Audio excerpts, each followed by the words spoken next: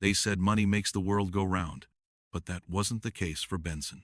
At just 26, Benson Jackson had everything. Glamour.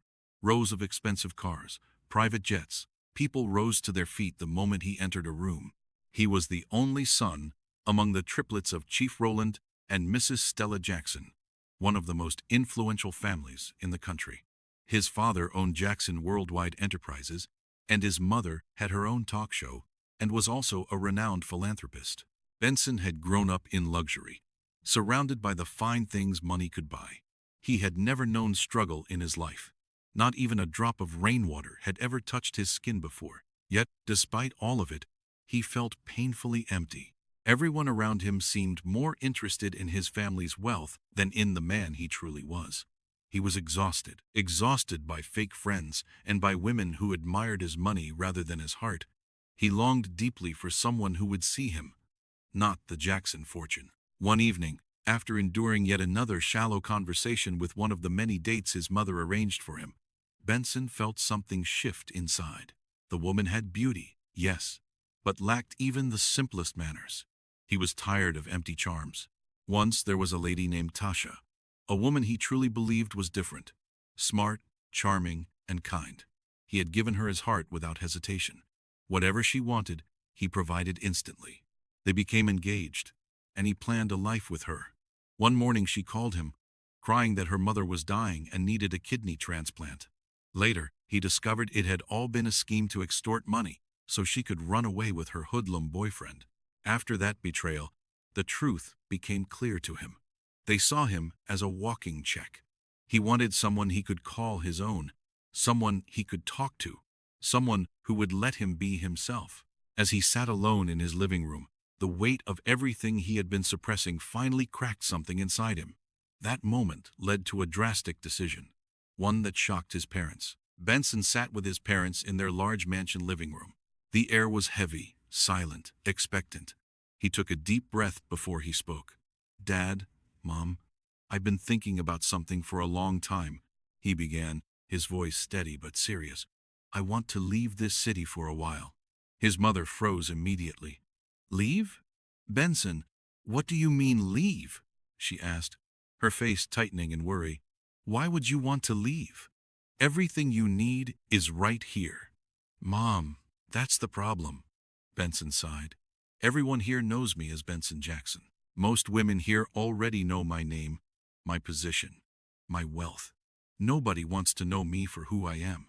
I need time away to find myself, to live quietly, to meet people who don't know anything about me." Mrs. Stella shook her head quickly. No, it's not safe. What if you get kidnapped? What if something worse happens? Why must you roam the streets looking for a wife? There are millions of girls who would throw themselves at you just by hearing your name." Benson looked to his father, hoping for support. "I won't be gone forever, Dad," he said quietly. "I just need space.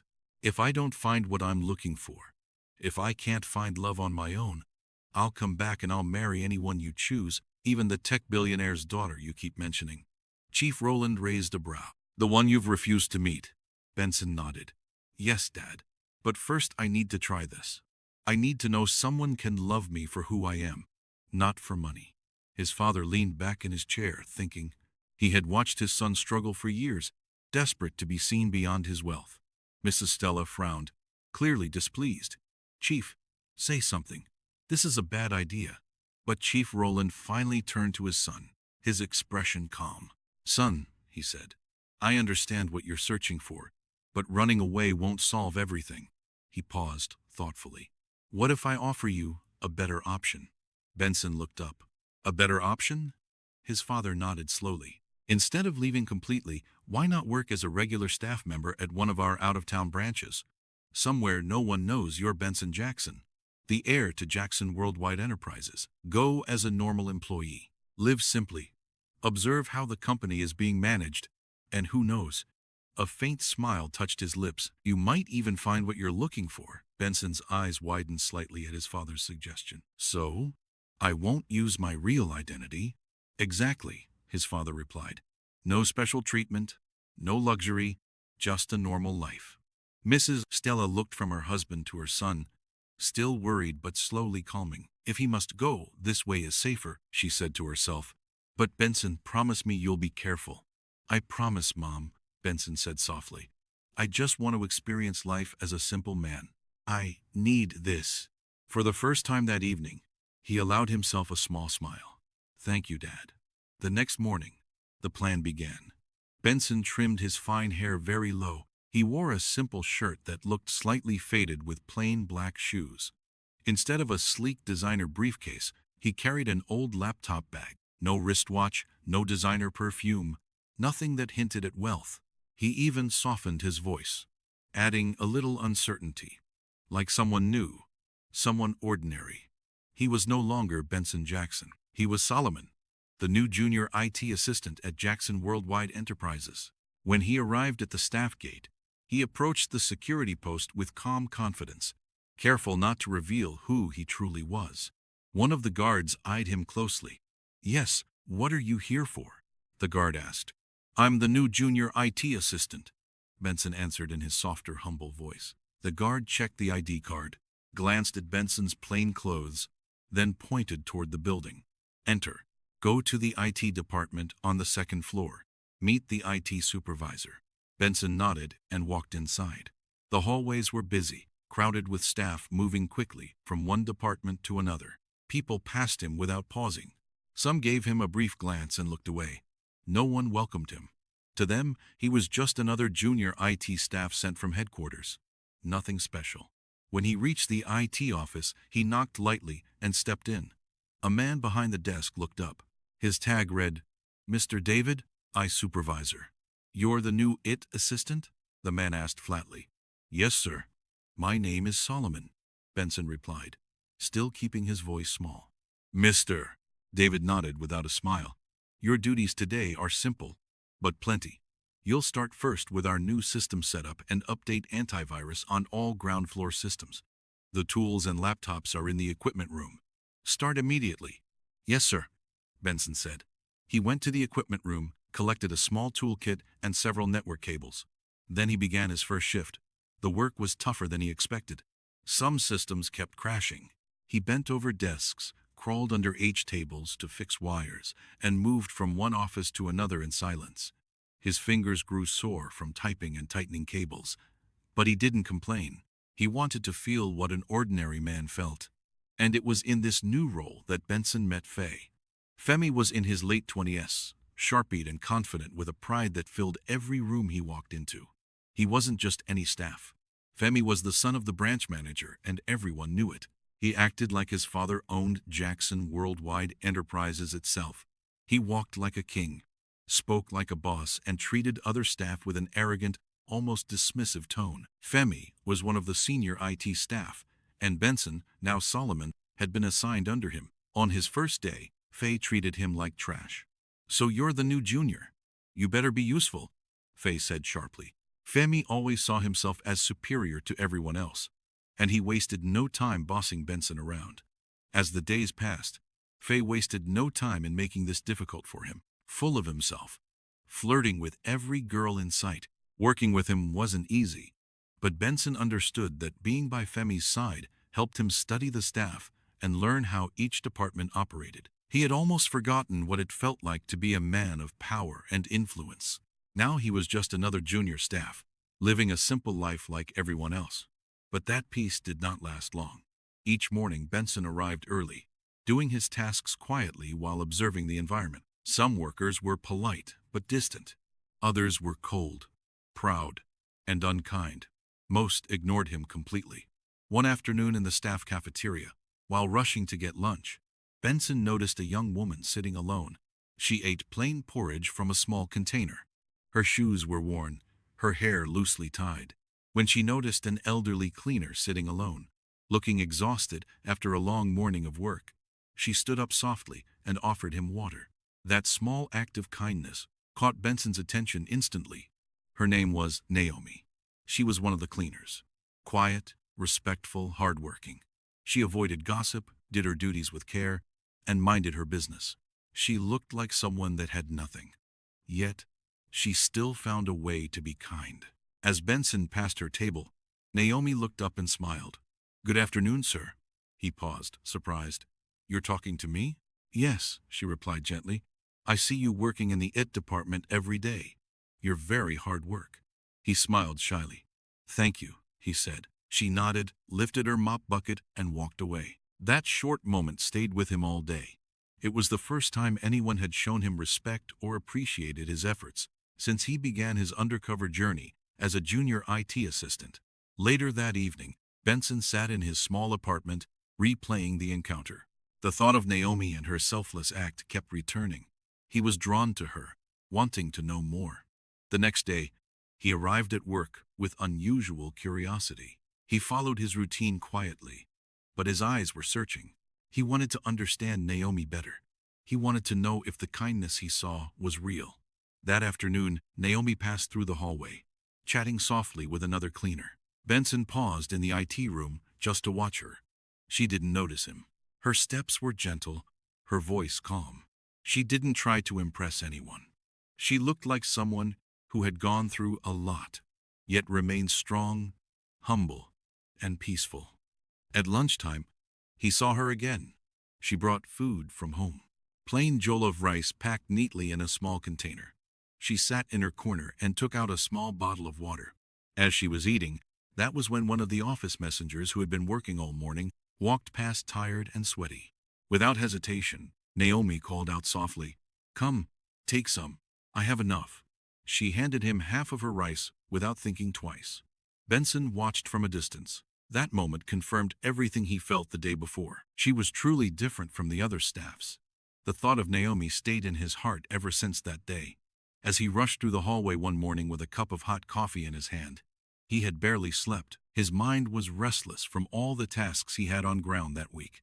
As he turned a corner, the cup slipped from his fingers, spilling across his shirt in one quick splash. "Oh my goodness," he muttered, staring at the mess soaking through his clothes.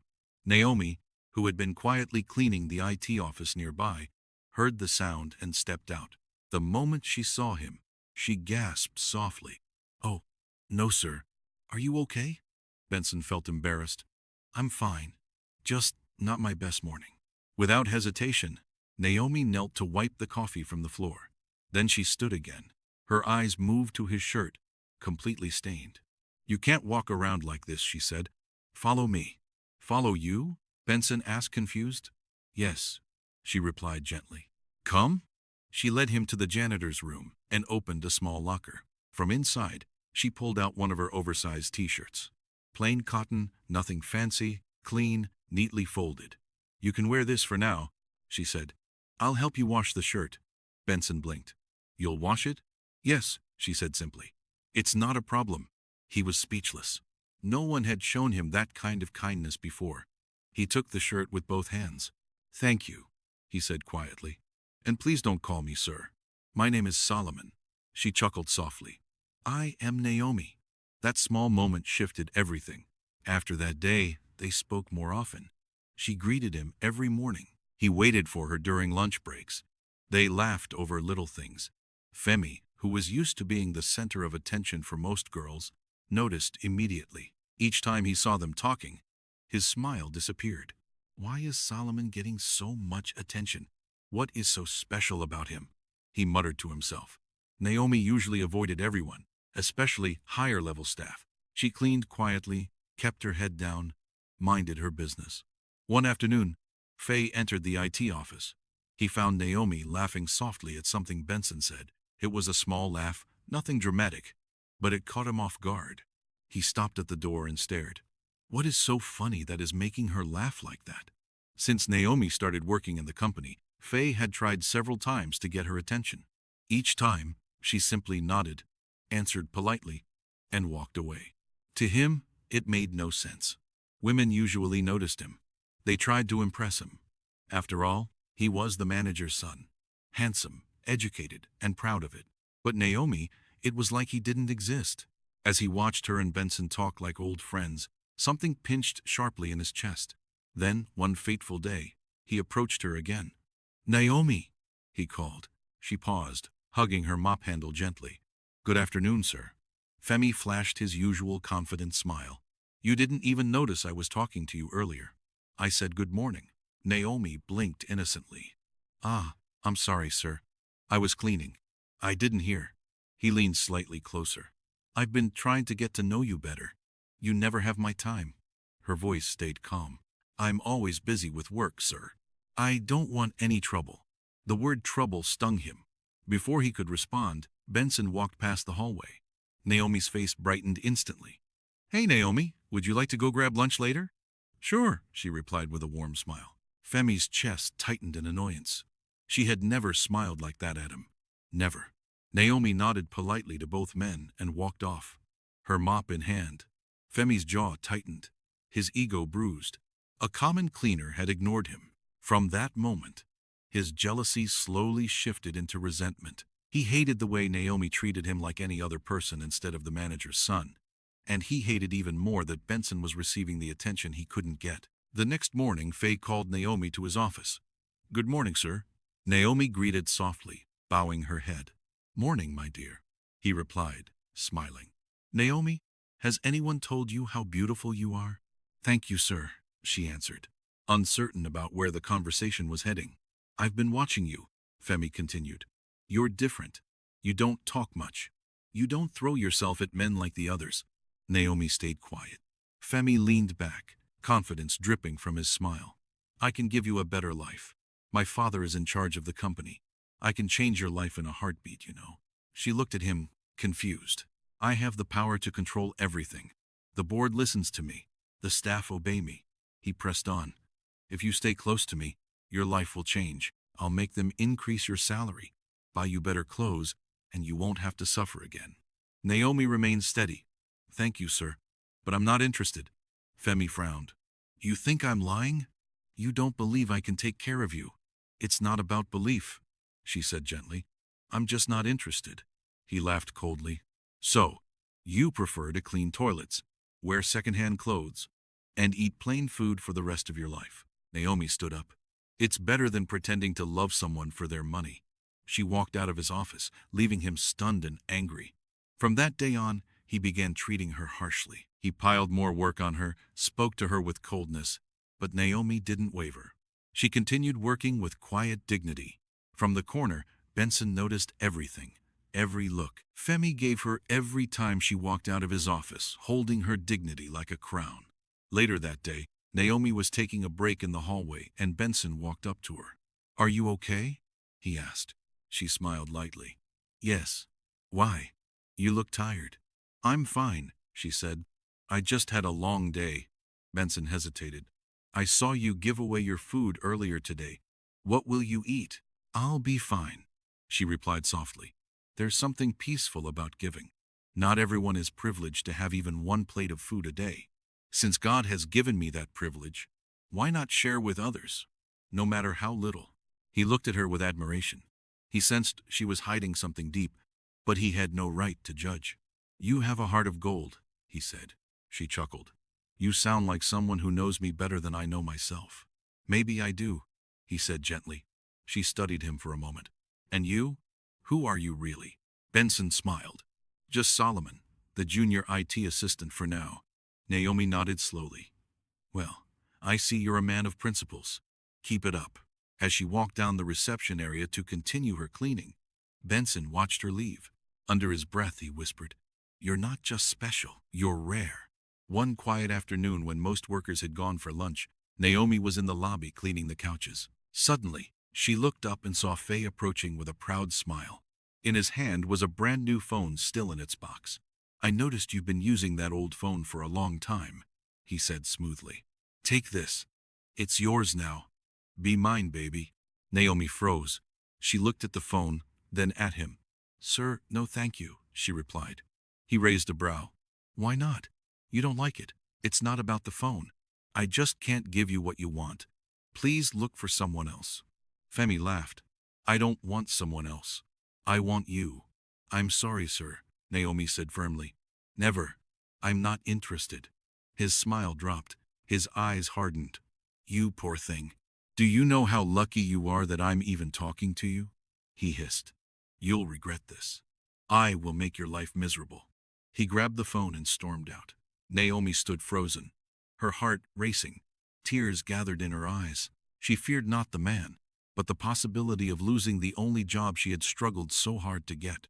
Moments later, she wiped her face, picked up her rag, and quietly continued cleaning. Benson had just stepped out of a meeting when he saw her. She quickly wiped her face again. "Naomi, what's wrong?" he asked. I can't do this anymore," she whispered. "I just want peace." Benson dropped the files he held. "Talk to me." She took a deep breath and explained everything. How Faye tried to bribe her with a phone. How he had been making advances at her and his threats. Benson's fists tightened. "He did what?" Naomi touched his arm gently. "Please don't go to him. I know how hard it was before I got this job. I don't want to lose it. He's just a staff. He can do anything."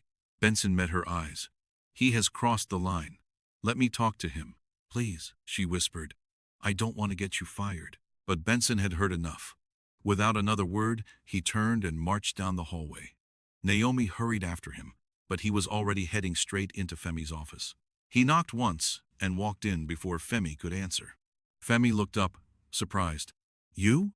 What do you want?" Benson didn't waste a second. "Stay away from Naomi." Femi narrowed his eyes. "Excuse me. I said, stay away from her." Benson repeated louder this time. "Keep your dirty hands and lying lips far from her." Faye stood shocked. "Who do you think you're talking to? Do you know who I am?" "I know exactly who you are," Benson said calmly. "A coward. A bully who preys on innocent girls. You think your father's position gives you the right to threaten her?" He stepped forward. "Not while I'm here." Femi laughed bitterly. "You must be mad. You're a nobody. Do you realize I am your boss? How dare you talk to me like that?" "You don't scare me," Benson replied coldly. "You can't do anything to me." Femi pointed at him, eyes flashing with anger. "I will make sure you're out of this company by tomorrow morning. I'll call the headquarters myself. You'll be gone before the sun rises." Benson, calm and collected, smiled faintly. "You can do nothing, and soon you'll realize that. Stay away from Naomi. If you ever harass her again, you'll wish you were never born." Femi stepped back. There was something in Benson's confidence, too bold, too steady for a junior IT assistant. "Who exactly do you think you are?" he demanded, confusion lacing his tone. Benson didn't answer. Without a word, he turned and walked out of the office, leaving Femi frozen in anger and full of questions.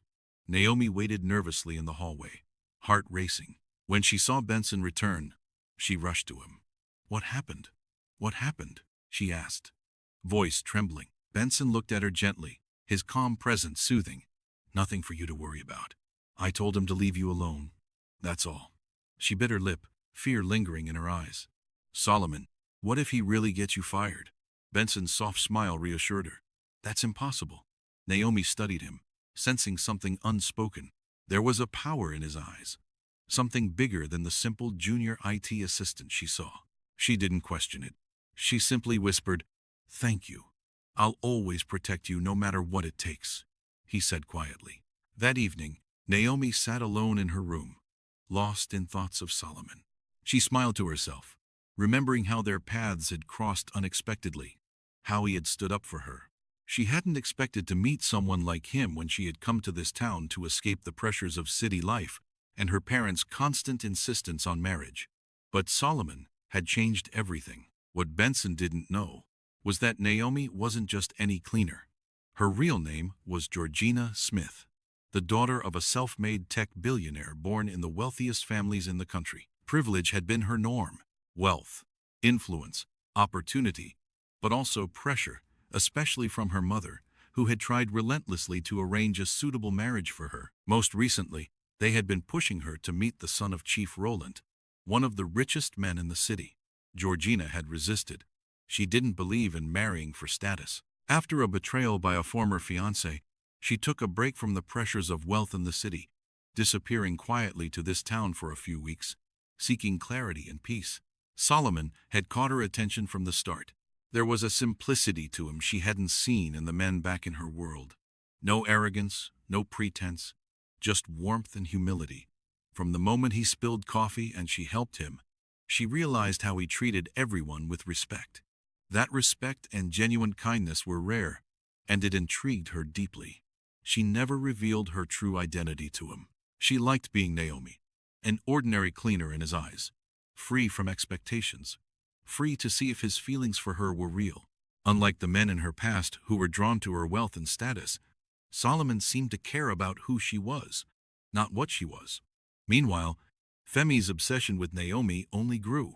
One afternoon, he called Linda, a colleague of Naomi, who would do anything for material gain, into his office.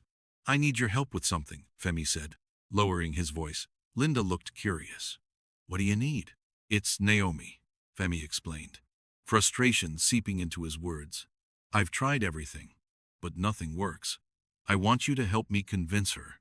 Linda's mind flickered with jealousy. Femi had once shown interest in her, but after their history together, he had acted as if she didn't exist. Now he sought her help to win over another woman. Despite her feelings, she nodded, forcing a smile. "I'll talk to her." That evening, after work, Linda approached Naomi as they were putting away brooms and mops in the locker. The tension between them was clear, Naomi unaware of the storm brewing around her. Naomi looked up as Linda approached, sensing that this conversation was going to be serious. "Naomi?" Linda began, trying to sound casual. "I've noticed something and I think it's time we talk about it." "What's on your mind?" Naomi asked, her tone cautious. Linda hesitated for a moment before continuing.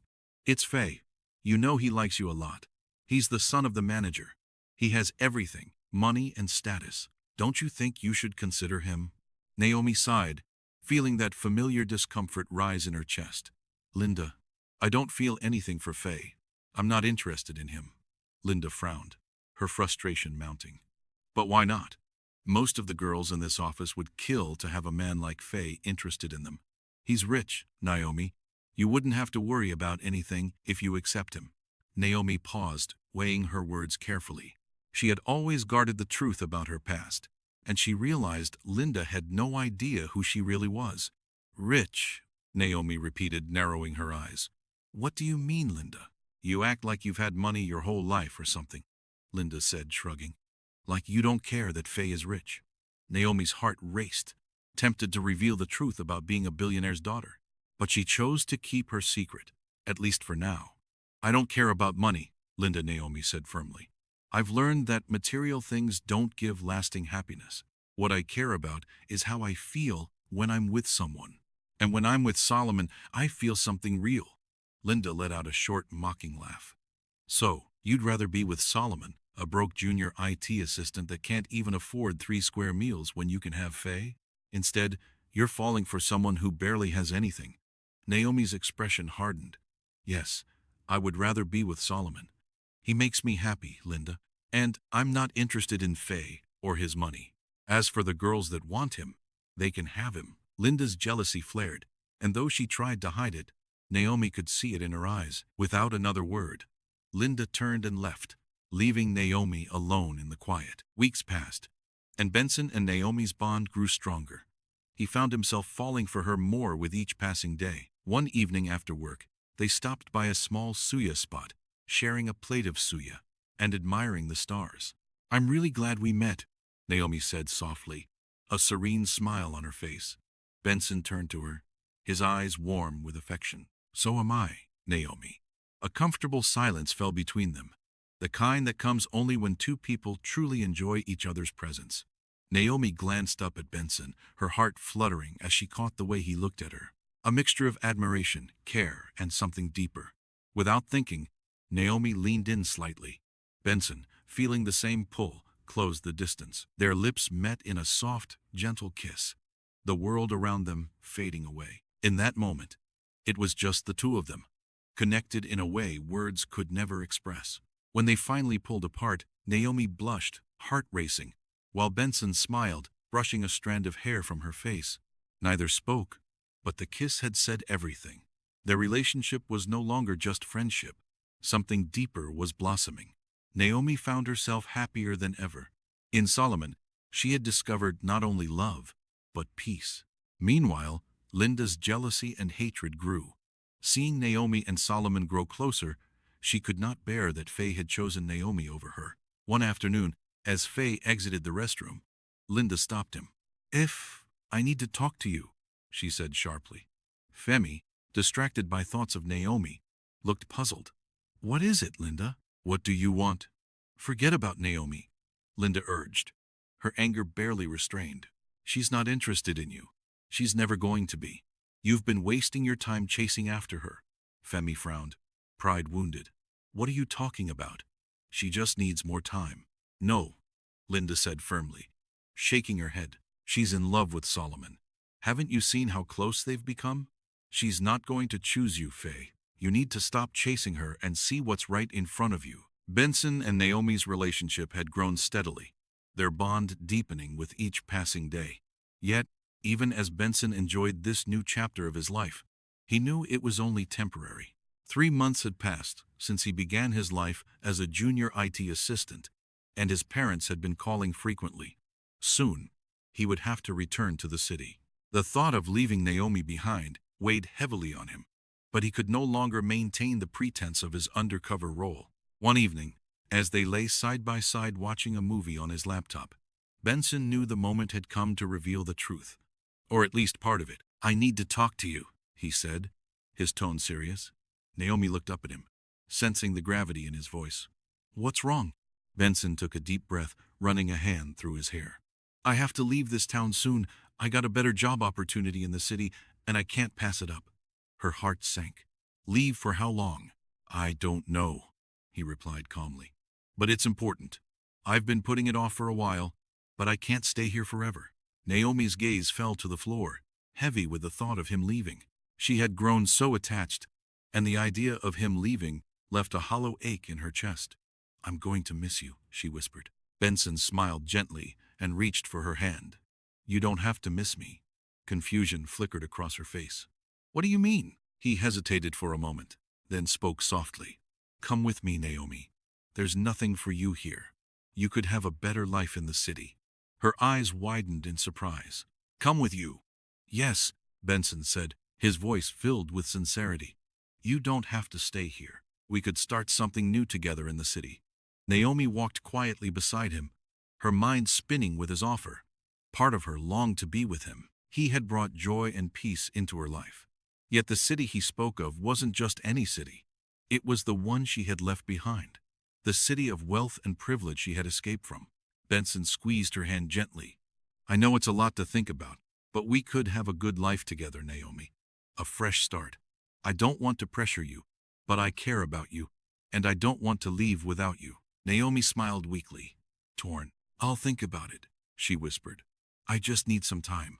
Benson nodded, his expression soft. Take all the time you need. Just know that whatever decision you make, I'll support it. That night, Naomi couldn't sleep. Her mind drifted to memories of her past life. The luxury, the expectations, the emptiness that had followed her every step. She had come here to escape all that, to live quietly. And now with Benson, she had found love.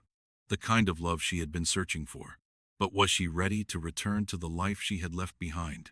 Meanwhile, Linda's desperation grew. She had spent so long hoping that Faye would notice her, but it was clear he was pursuing Naomi instead. That evening, she made up her mind. She would visit Faye at his house, hoping to regain his attention like old times. Arriving at his door, Linda knocked, a strange sense of anticipation rising in her chest. Femi opened it, surprise flickering across his face. You? What are you doing here? He asked, though his demeanor was tense. Faye? I need to talk to you about us, she said softly, trying to find the right words. Femi raised an eyebrow. Us? I've been waiting, Faye, Linda continued, keeping her voice steady, waiting for you to notice me, to realize I've always been here for you. But it feels like you've been chasing after Naomi this whole time, even though it's clear she's not interested. Femi sighed, running a hand through his hair. Naomi is different, Linda. She's not just a cleaner. Linda felt a wave of anger rise within her. What do you mean she's different? She's a cleaner just like me. What makes her so special? Femi hesitated, then muttered under his breath. She may be a cleaner, but she has a certain class about her. She doesn't throw herself at men like you, and most girls do at the office. Linda's heart sank. So, you think I'm not good enough for you? Before Faye could respond, a woman stepped out of the bedroom wearing his t-shirt. Babe, what's going on? She asked. Femi's voice softened. It's nothing, sweetie. It's just one of the cleaners at the office. She came to drop off an important file I forgot at the office. Linda felt her world shatter. The man she had wanted so desperately, the man she had once given herself to, saw her as nothing but a cleaner. Femi had been pursuing Naomi all along, even when he had a fiancée. Her eyes filled with disgust as she muttered under her breath, "I thought you were different, but you're just another playboy who only cares about himself."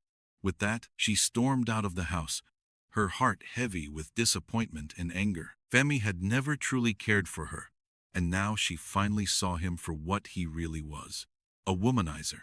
He didn't owe her any explanation. After all, he wasn't chasing her, but realizing the truth about him still cuts deep. Meanwhile, Naomi had finally made a decision.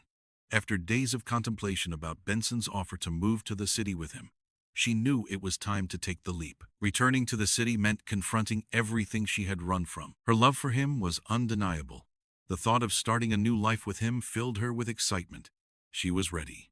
On a quiet Saturday afternoon, Naomi went to Benson's apartment to share her decision. He had given her a spare key, so she let herself in quietly.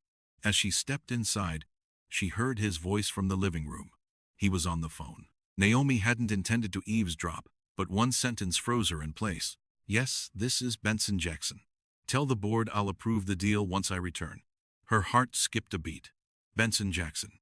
The name resonated in her mind. The Jacksons. The realization hit her like a thunderclap. Her eyes widened as everything suddenly clicked. The man she had believed to be a poor junior IT assistant, Solomon, was actually Benson Jackson, the heir to Jackson Worldwide Enterprise. He had been hiding his identity all along. Naomi stood frozen, her thoughts racing. Benson, sensing her presence and the change in her expression, turned to her. He could see the confusion and hurt in her eyes and knew his secret had been revealed. "Naomi, let me explain," he said softly, reaching for her hand. Naomi took a cautious step back. You're the heir to Jackson Worldwide Enterprise." Benson nodded, his expression filled with guilt. "Yes, I didn't tell you because I didn't want you to treat me differently. I didn't want you to see me for my money or my status. I wanted you to see me for who I really am. Just Benson." Her heart ached at the revelation, but at the same time, she understood his reasoning. After all, she had been keeping her own secret as well.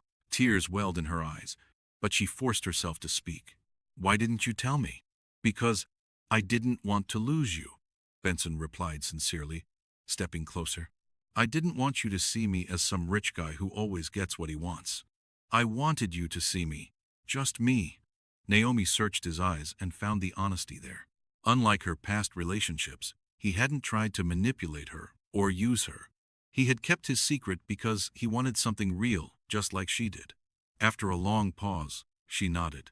"I forgive you," she whispered, her heart softening. "I understand why you did it. I would have done the same thing."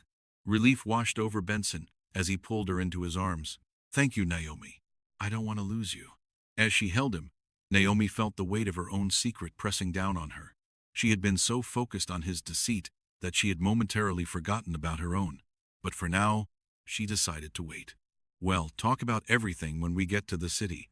One step at a time," she said softly. The news of Benson's true identity spread quickly through the town.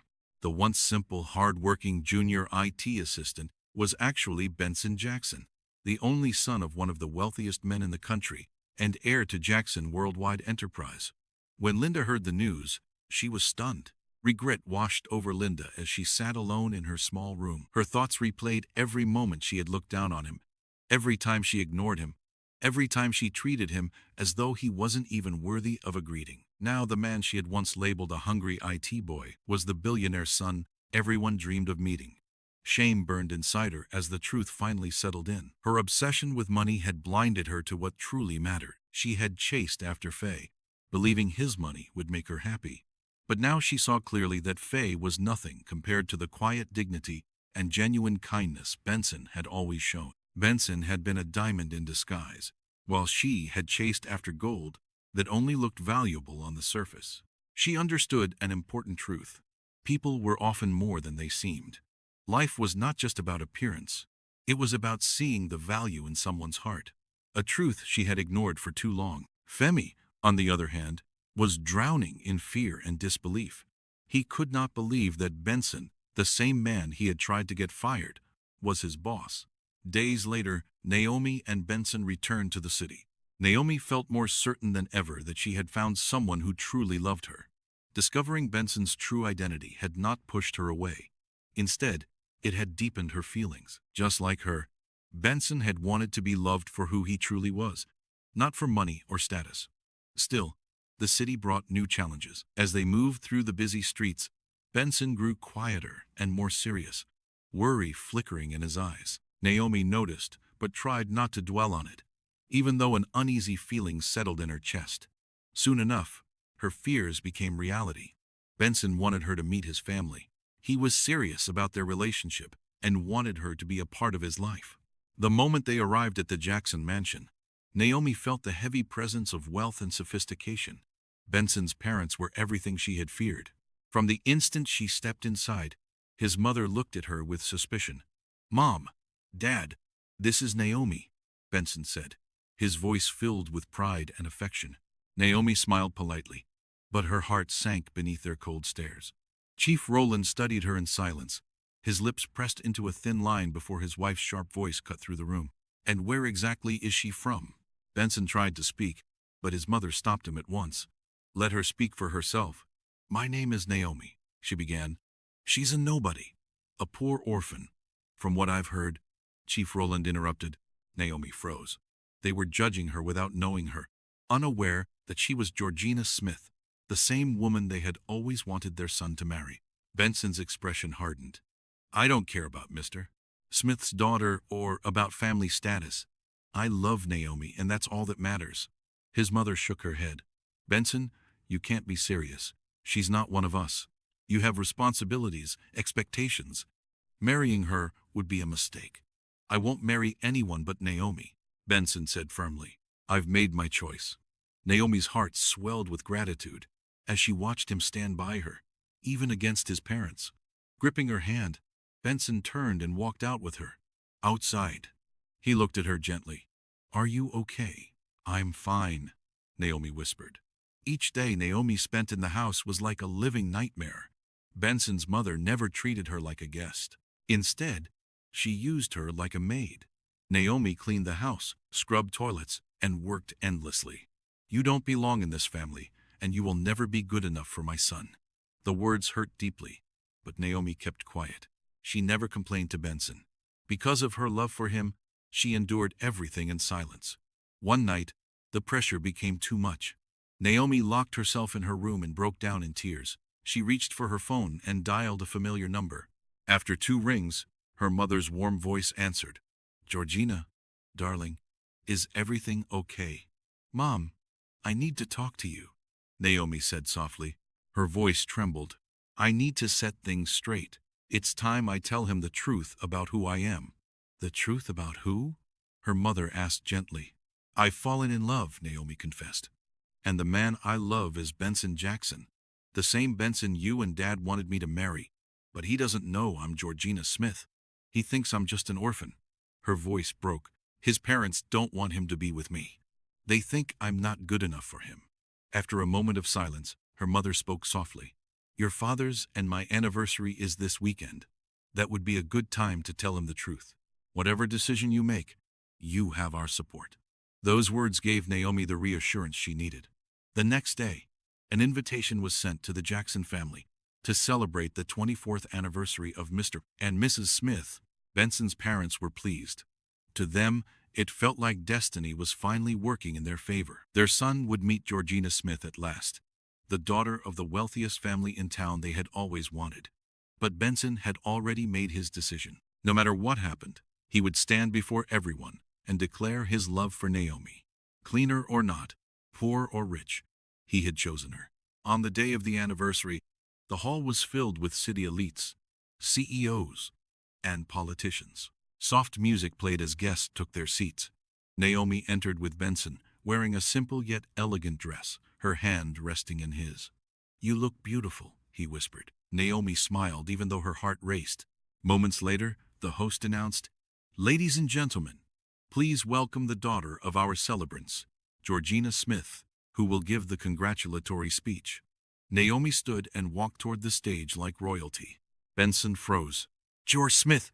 Confusion flooded his face as realization struck. Standing at the microphone, Georgina smiled while her parents beamed with pride. Good evening, everyone, she said steadily. Tonight I celebrate my parents' love, and I also want to introduce you all to the man who changed my life. Her eyes found Benson. Whispers rippled through the hall.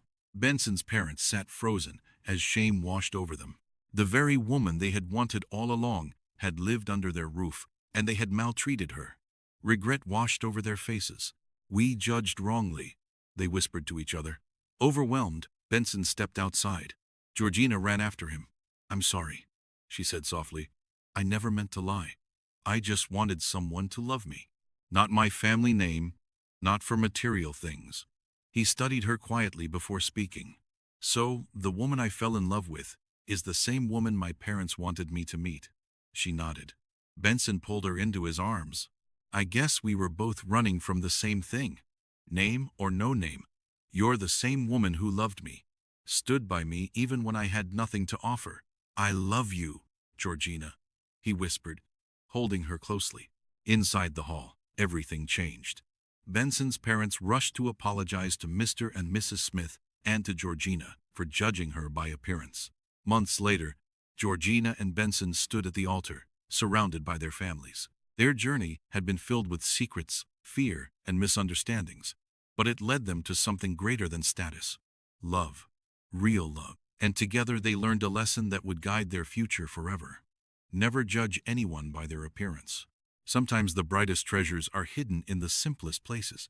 Benson and Georgina found love beyond appearance. They found each other not as what the world expected them to be, but as who they truly were at heart. Their story teaches us that genuine love sees beyond looks or status, but on character, humility, and sincerity. When we judge people by appearances, we risk missing the very people and opportunities that could change our lives forever. Have you ever judged someone by their appearance only to later realize you were completely wrong? If Benson and Georgina had met each other as billionaires, do you think their love would have been this strong? Dear viewers, what lessons did you take away from this dramatic tale? We'd love to hear your thoughts in the comments below. If you enjoyed the story, give us a thumbs up, share it with friends, and hit the subscribe button. Don't forget to turn on notifications so you never miss our latest updates. Thanks for watching, and remain blessed.